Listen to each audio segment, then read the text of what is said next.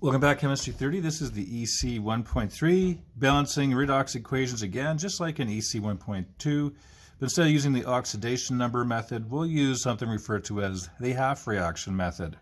So here, complete and balanced redox equations using the method of half reactions. So half reactions first of all. Although oxidation and reduction must take place simultaneously, it is often convenient to consider them as separate processes. For example, the oxidation of SN2+ by Fe3+.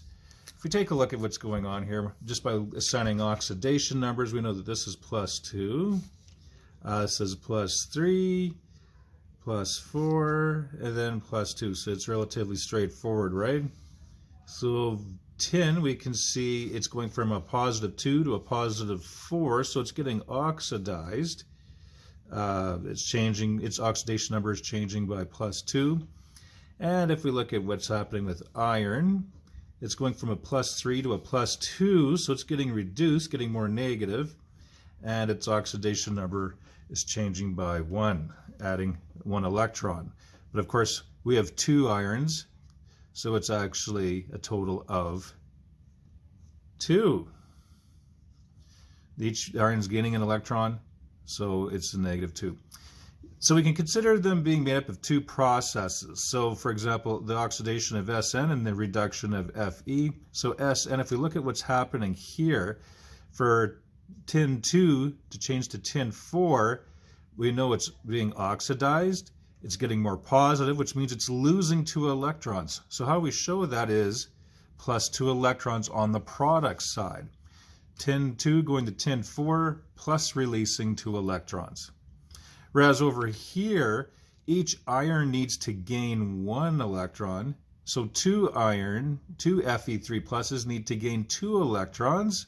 So 2 E's shows up on the reactant side, meaning that this iron has to take in these 2 electrons to become iron 2. So that's how we can look at that. And of course, 2 electrons given up here is equal to 2 electrons gained over here. There must be an equal loss and gain. So notice that the electrons shown as products in the oxidation process and as reactants in the reduction process. Because in oxidation, you're losing electrons. In reduction, you're gaining. So equations that show either oxidation or reduction alone, such as the equations above, are referred to as half reactions. So 2 different processes or a different process happening in each one. In the overall redox reaction, the number of electrons lost in the oxidation must equal the number of electrons gained in the reduction half reaction, because it makes sense, just like money transfer. When this equation is met and each half reaction is balanced, the electrons on the 2 sides should cancel each other out when the 2 reactions are added to give the balanced oxidation equation. So balancing by half reactions, how do we do this?